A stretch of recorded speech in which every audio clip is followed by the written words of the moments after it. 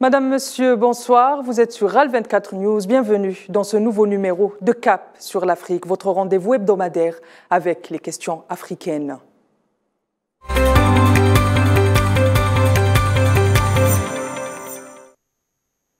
Et pour ce nouveau numéro, je vous propose une escale en Éthiopie, un pays en pleine expansion et pourtant un conflit ou un abcès entre le gouvernement fédéral et le Front de libération du peuple du Tigré est venu jeter une ombre au tableau.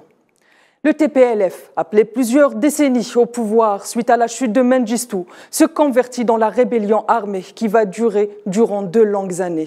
Puis arrive un accord de paix qui semble remettre le pays sur le chemin de la sérénité politique et sécuritaire. D'ailleurs, les événements s'enchaînent. En 2 jours, 4 mois après la signature de l'accord de paix, le Parlement retire de la liste des groupes terroristes le TPLF après y avoir figuré durant plus d'1 an. Le lendemain, Reda Getchau, leader des ex-rebelles du TPLF, est nommé gouverneur par intérim du Tigré par le Premier ministre Ahmed Abiy.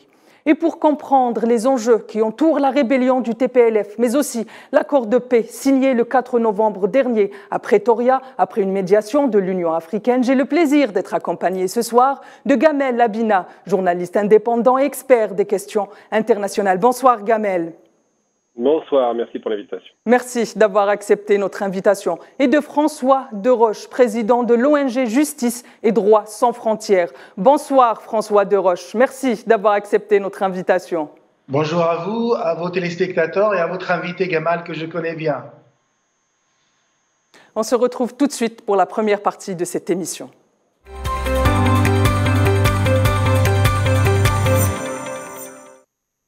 Et avant de revenir sur cette actualité brûlante qui a marqué l'Éthiopie ces derniers jours, on revient à l'origine du conflit et je commence avec vous, Gamel Labina. Gamel, à votre avis, quelle a été la genèse de ce conflit entre le Front de libération du peuple du Tigré et le gouvernement fédéral éthiopien?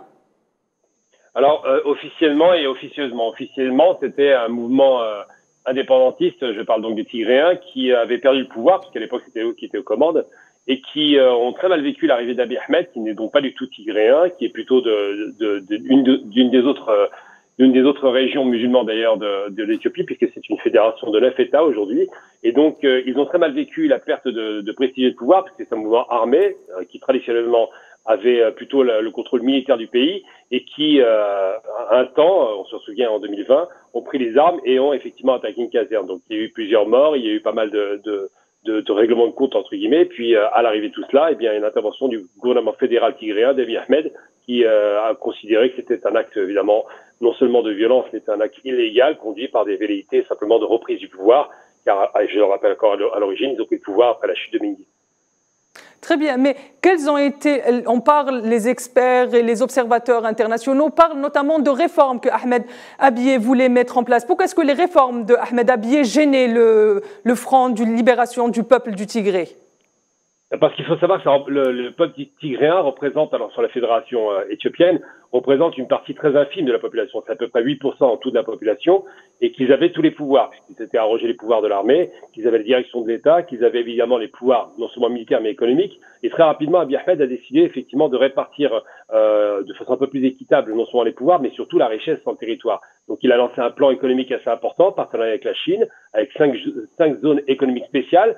Il a lancé le grand barrage, on va en parler certainement, ce fameux barrage de la Renaissance qui devait donner, donc qui est donc le barrage qui alimente le Nil à partir de l'Éthiopie. Eh bien, ça devait redonner une dynamique économique à l'Éthiopie. L'Éthiopie est un grand pays qui n'a jamais été colonisé. Il faut le rappeler systématiquement. C'est un pays qui a gardé sa culture, sa langue, ses traditions, qui est pluriethnique, qui est pluri-religieux, puisqu'il y a des musulmans qui côtoient les chrétiens, des animistes et tout un tas d'autres petites religions. Donc l'Éthiopie est un grand enjeu dans la Corne de l'Afrique. C'est le pays le plus stable d'ailleurs, qui est intervenu assez souvent sur les guerres en Somalie. Et l'Éthiopie, surtout, c'est une pomme de discorde par rapport à ces fameuses guerres de l'eau qui risquent d'arriver. Donc toutes ces raisons ont fait que les Tigréens, qui sont plutôt proches de Washington, plutôt proches de l'Occident, ont décidé de prendre les armes avec le soutien, on le rappellera certainement, de Washington. On va en parler dans quelques instants justement du soutien de l'Occident à la rébellion, particulièrement du soutien des États-Unis. Une des réformes phares de Ahmed Abiy a été de vouloir mettre fin à la politique ethnique et construire une fédération. Pouvez-vous brièvement nous dire plus sur ce point, s'il vous plaît, Gamel ? Alors, ce qui se passe, c'est qu'il y avait une ethnie effectivement minoritaire du Nord qui tenait le pouvoir. Et il y avait déjà, il faut se souvenir au préalable qu'Abiy Ahmed est un président qui a obtenu le prix Nobel de la paix. Et ce n'est pas pour rien. C'est à la suite de la négociation directe avec une guerre qui durait depuis très longtemps, depuis 1994, si je ne me trompe pas, entre l'Éthiopie et l'Érythrée. Ils se sont enfin mis d'accord pour qu'il n'y ait plus de conflit. Ils sont tellement d'accord aujourd'hui qu'ils sont alliés par rapport aux Tigrés. En revanche, les Tigréens, eux, ont considéré qu'ils devaient garder les pouvoirs, puisque c'est les enfants d'Alez Menawi, qu'ils devaient garder les pouvoirs et qu'ils ne devaient surtout pas répartir ces différentes... cette fédération d'États ne devait pas leur être favorable de leur point de vue, parce qu'effectivement, quand on répartit les pouvoirs, forcément, il y a une perte de prestige. Et parallèlement à ça, il tenait aussi l'armée. Et Abiy Ahmed avait beaucoup écarté de responsables tigréens parce qu'il considérait effectivement que ça pouvait constituer un danger. Donc le prix Nobel de la paix qui a obtenu la paix avec l'Érythrée, d'ailleurs sous l'égide d'une négociation algérienne, il faut s'en souvenir, très rapidement s'est vu mis en difficulté alors que jusqu'à présent il était considéré comme un président éclairé et avait considéré qu'on devait sortir du piège de l'ethnicisation des régions nord, sud, est, ouest et surtout de l'idée qu'il devait y avoir une minorité 8% de la population, je l'ai rappelé, qui devait diriger une majorité. L'Éthiopie étant un pays très important sur un plan numérique, plus 100 millions d'habitants, et surtout un pays important sur le plan de l'Afrique, puisque c'est quand même à Addis Abeba que siège, ne l'oublions pas, le siège de l'Union africaine. Donc tout ça sont des éléments qui ont constitué effectivement une pomme de discorde par rapport à ce pouvoir perdu par les Érythréens, par les Tigréens, excusez-moi, et cette reprise du pouvoir par d'autres populations. On en parlera certainement, différentes populations dont Abiy Ahmed est issu. On va passer à François Deroche. François Deroche, ce conflit a marqué quand même l'actualité aussi vis-à-vis de la question humanitaire. Quelle est la situation humanitaire aujourd'hui après l'accord de paix, Monsieur François Deroche? Alors, la situation humanitaire, elle est catastrophique. On a 2 millions de déplacés, on a 100 000 personnes qui souffrent de famine. Il faut rappeler ce qu'est la famine. La famine, c'est ne pas pouvoir manger. On a 13,6 millions de personnes qui dépendent de l'aide humanitaire. Nous avons un pays qui est ruiné, qui est... aujourd'hui, on peut considérer que ce conflit a déclenché la pire catastrophe humanitaire au monde ces derniers temps après le Yémen. Donc aujourd'hui, on peut dire que et notamment, c'est dans cette région de Tigré. Alors, aujourd'hui, je voudrais quand même revenir sur cet accord de paix qui est en vigueur depuis novembre entre le gouvernement éthiopien et le rebelle tigréen. Mais sur cet accord, moi je vais reprendre ma casquette de défenseur des droits de l'homme, laisse des populations entières sans perspective de justice ou de retour à une vie normale. On ne peut pas faire table rase du passé comme ça, comme si de rien n'était. Il y a eu quand même 600 000 morts, des traumatisés à vie sur plusieurs générations. Cette guerre au Tigré, elle fait partie malheureusement de ces guerres oubliées, dont le massacre qui s'est déroulé entre 2020 et 2022, loin des caméras. C'est pas comme aujourd'hui, comme en Ukraine. Aujourd'hui, c'est vraiment l'exact opposé de la guerre de l'Ukraine où les journalistes sont accueillis à bras ouverts, alors que on sait très bien que l'Éthiopie a refusé, c'était une zone militaire, aucun journaliste n'avait accès à cette zone de guerre. Et puis la vengeance c'était le maître mot.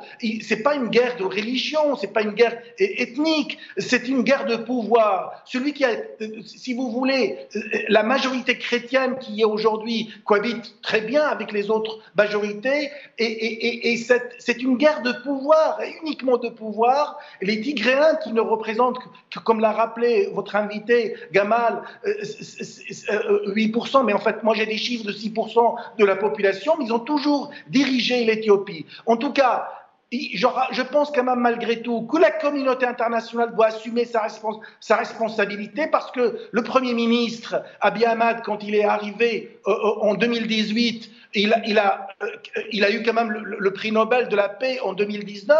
Et qu'est-ce qui s'est passé? Il s'est soldé par un vieux conflit entre l'Éthiopie et l'Érythrée, sauf que pour en finir, il y avait une domination des Tigréens, et puis il va lancer cet homme qui est quand même porteur du plus beau symbole de la paix. Il va attaquer une population entière et entraîner. Il y a eu effectivement une guerre et des centaines de milliers de morts. Mais est-ce qu'aujourd'hui, la responsabilité, parce qu'on a l'impression que vous mettez directement la responsabilité à Ahmed Abiy, même si j'aimerais qu'on revienne sur ce point, point dans la deuxième partie de notre émission.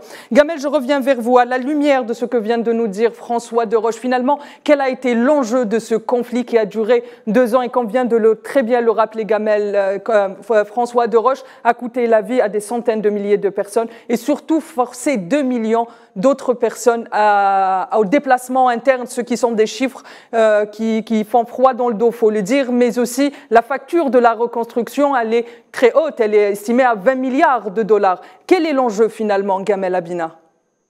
Je comprends les positions de François par rapport au fait qu'il y a effectivement des morts, et c'est des morts de trop. Indiscutablement, les populations civiles ont subi une guerre qu'elles n'avaient pas réclamée. Mais il faut se rappeler tout de même que la genèse du conflit, c'est bien les Tigréens qui ont ouvert, c'est eux qui ont tiré, qui ont attaqué le centre du pouvoir, parce qu'il y avait un pouvoir fédéral là-bas, et très rapidement, qui sont montés jusqu'à la capitale, ils allaient jusqu'à Addis Abeba. Ce qui a stoppé la progression des Tigréens, c'est effectivement une véritable avance technologique dont bénéficiait le pouvoir central d'Abiy Ahmed, qui d'ailleurs a revêtu le costume de l'armée.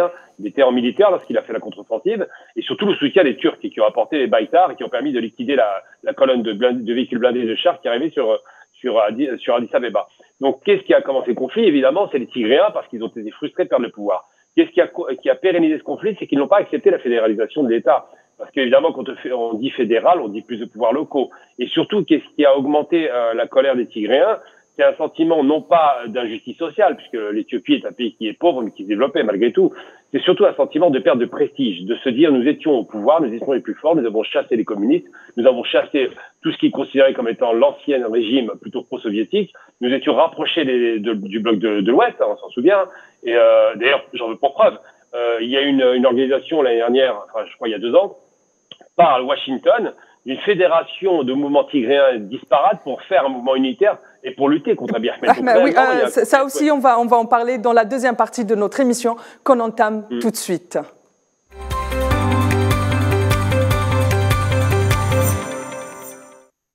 Alors Gamel, je continue avec vous puisque vous avez commencé à parler de ce point. Justement, les États-Unis, beaucoup d'observateurs africains, mais aussi le président érythréen accusent les États-Unis d'avoir soutenu ouvertement le Front de libération du Tigré lors de sa rébellion. Et comme vous venez de le rappeler, il y a eu même la tentative de mettre en place une fédération de groupes rebelles. Quel était l'objectif des États-Unis finalement, Gamel?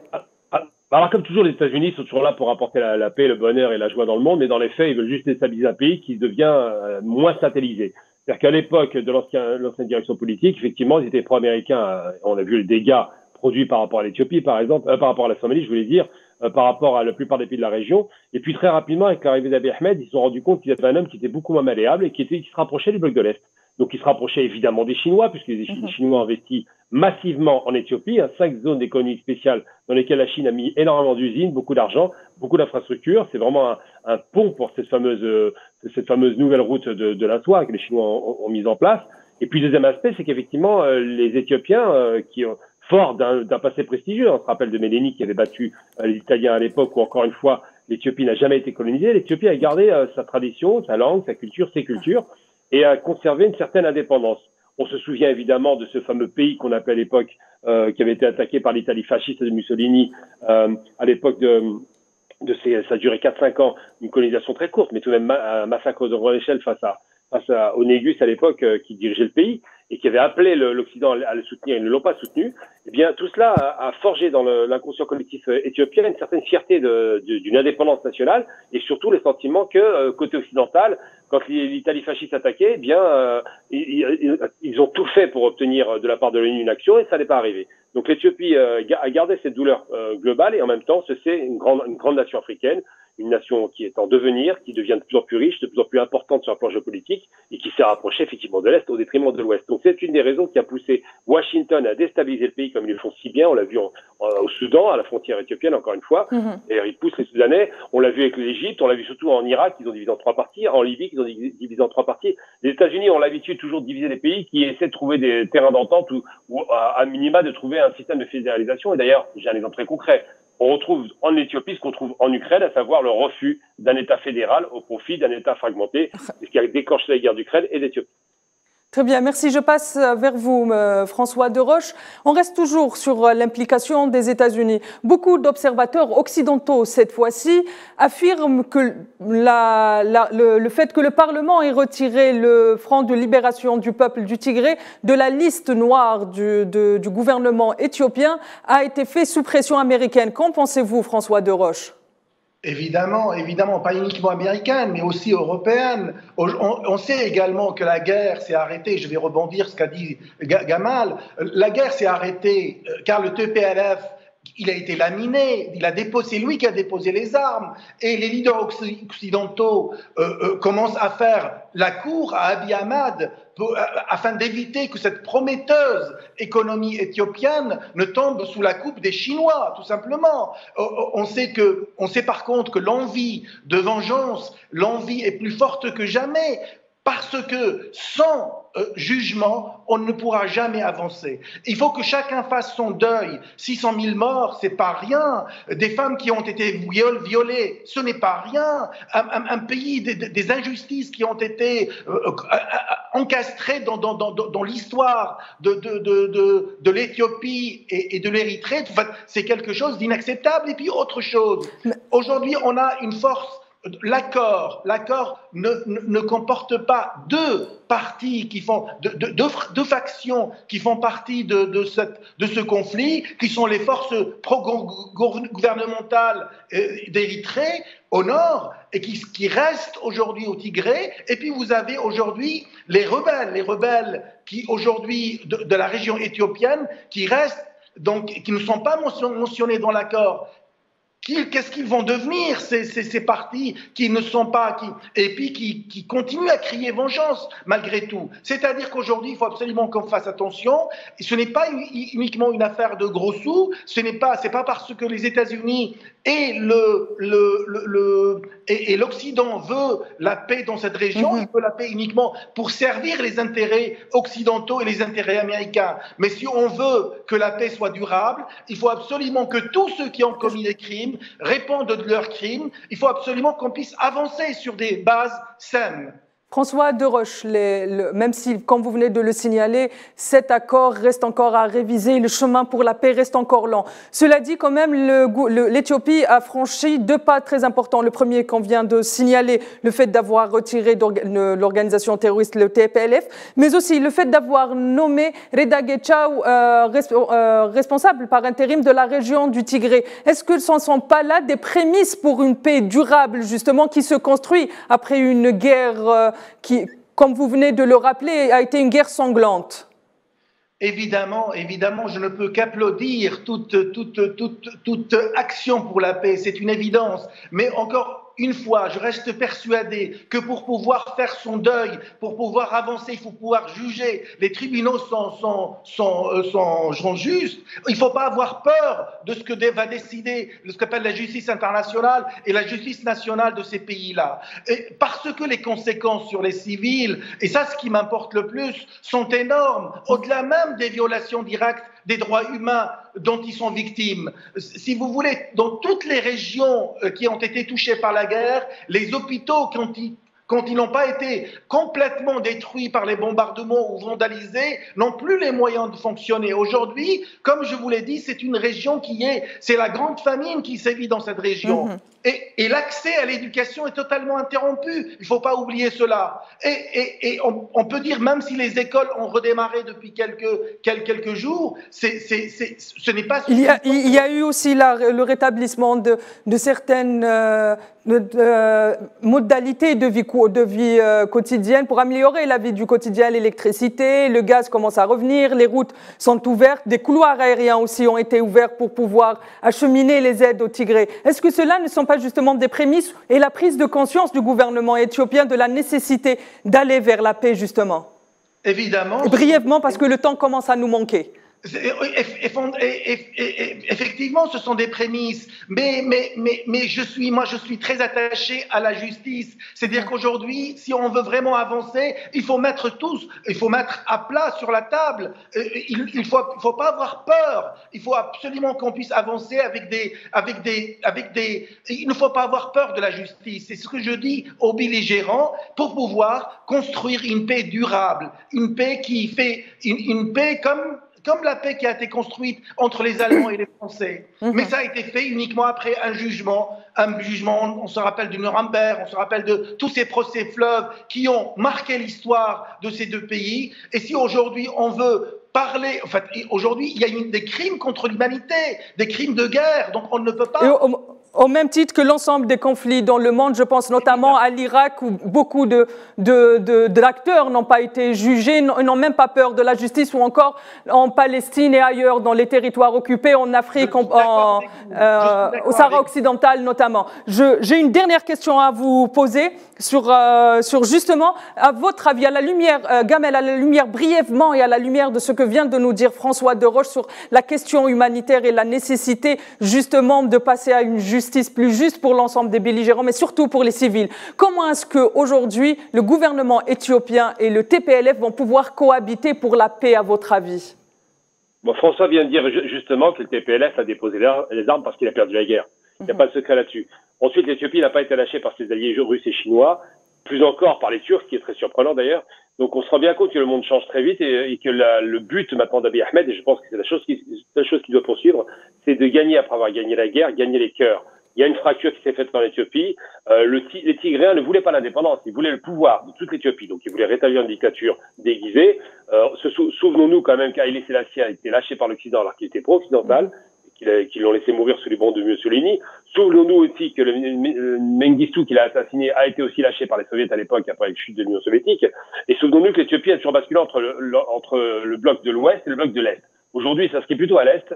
Et ce qui s'est passé avec le Tigré, c'était une volonté américaine de rétablir un pouvoir qui leur est favorable. Donc aujourd'hui, l'objectif, c'est effectivement d'apaiser les douleurs des gens, parce qu'effectivement, si bien le rappeler, les malheureux qui ont souffert, c'était essentiellement les Tigréens, parce qu'ils ont été effectivement réduits à l'état de misère et de mendicité, quasiment de famine. Et à côté de ça, 600 000 morts, c'est monstrueux comme chiffre, on le sait, même si c'est un pays où il y a énormément d'habitants. Mais le seul moyen d'en sortir, effectivement, c'est d'apporter d'abord un peu de bien-être, la réduction des peines et éventuellement des poursuites derrière, mais ce sera dans un second temps. D'abord, ramener un petit peu de calme, ramener un petit peu d'économie, ramener de la sérénité dans les cœurs et dans les esprits et faire en sorte que la paix soit effective de par des actions concrètes. Très bien, je vous pose la même question et brièvement, François Deroche. Comment est-ce qu'aujourd'hui le gouvernement fédéral et le TPLF vont pouvoir cohabiter pour la construction d'une Éthiopie plus forte? Il faut juger. Et puis, après avoir jugé, il faut essayer d'injecter la paix dans cette région. Mais moi, je suis quand même j'ai peur parce qu'aujourd'hui, on voit qu'il y a des alliances régionales qui sont totalement divergentes, qui sont en train d'apparaître. D'un côté, vous avez le gouvernement somalien et érythréen qui apportent leur soutien au gouvernement fédéral. Et puis, vous avez de l'autre côté le Soudan, aujourd'hui, qui se place du côté de Tigré. Donc, aujourd'hui, cette région, la Corne de l'Afrique, reste totalement instable et il faut espérer la paix pour pouvoir avancer. Très bien, très bien. Merci, monsieur François Deroche. Voilà. Merci François Deroche. Merci Gamel Abina aussi de nous avoir accompagnés durant ces 26 minutes. Merci, très chers téléspectateurs, de rester fidèles à Cap sur l'Afrique, votre rendez-vous hebdomadaire avec les questions africaines. Je vous donne rendez-vous la semaine prochaine pour une nouvelle question. Excellente soirée à tous.